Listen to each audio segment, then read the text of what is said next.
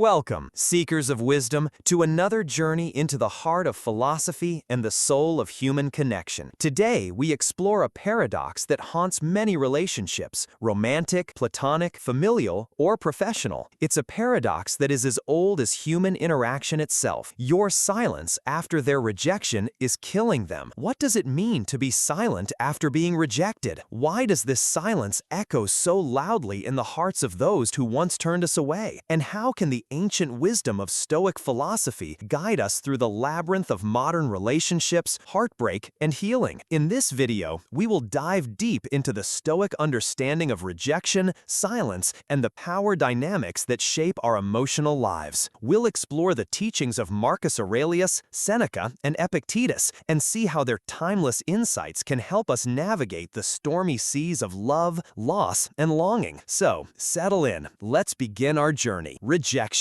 The word itself stings. It conjures memories of doors closed, messages left unread, invitations declined, and feelings unreciprocated. Whether it's a romantic confession, a job application, or a plea for forgiveness, rejection is a universal human experience. But what is rejection really? Is it merely the absence of acceptance, or is it something deeper? The Stoics, those ancient philosophers of resilience, saw rejection not as a personal attack, but as a fact of life, an event, not an identity. Marcus Aurelius wrote in his Meditations, "Choose not to be harmed, and you won't feel harmed. Don't feel harmed, and you haven't been." To the Stoics, rejection is not about you. It is about the other person's preferences, circumstances, and choices. It is an external event outside your control. But here's the twist. While the Stoics teach us to accept rejection with equanimity, they also recognize the profound impact our responses can have on others. After rejection, silence often follows. Sometimes it's the silence of the rejected, withdrawing to lick their wounds. Other times, it's the silence of the rejecter, unsure how to comfort or explain. But what happens when the rejected chooses silence, not out of pain, but out of strength? What happens when, instead of pleading, arguing, or seeking closure, you simply disappear? This is where the paradox emerges. The one who rejected you may have expected anger, sadness, or even desperate attempts to reconnect. But your silence? That is unexpected. It is unsettling. It is powerful. Why does your silence after their rejection kill them? Because it forces them to confront the consequences of their choice. It removes the comfort of your attention, the assurance of your affection, the safety net of your presence. Seneca, in his letters, wrote, "Sometimes even to live is an act of courage. To remain silent, to walk away with dignity, is an act of courage. It is a declaration that your worth is not dependent on another's acceptance." But let's not romanticize silence as a weapon. The Stoics warn against using silence to manipulate or punish. True Stoic silence is not passive aggression. It is self-mastery. The Stoics believed that our emotions are not caused by events themselves, but by our judgments about those events. Epictetus famously said, "It's not what happens to you, but how you react to it that matters." When you are rejected, your initial impulse may be to protest, to seek validation, to demand answers. But the Stoic path is different. It asks, what is within my control? What is not? Your feelings? Within your control. Their decision? Not within your control. Your silence, then, becomes a practice of self-regulation. It is not a void, but a space